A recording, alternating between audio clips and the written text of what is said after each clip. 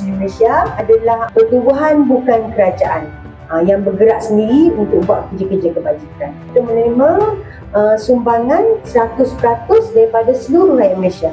Orang ni bagi sikit, orang ni bagi sikit. Kita kumpul-kumpul dan jadikan sebagai kotak infak.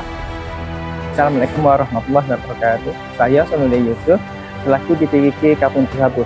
Alhamdulillah hari ini saya ucap berbanyak terima kasihlah kepada pihak Muslim Malaysia kerana hari ini ada sedikit sumbangan kepada komuniti Kampung Tersabut. Lebih kurang 50 asnah lah akan mendapat manfaat dari Muslim Malaysia hari ini. Jadi sekali lagi lah berbanyak-banyak terima kasih bagi pihak kami dan komuniti Kampung Tersabut kepada Muslim Malaysia. Alhamdulillah. Wallahu a'lam. Terima kasih Muslim Malaysia. Terima kasih Muslim Malaysia.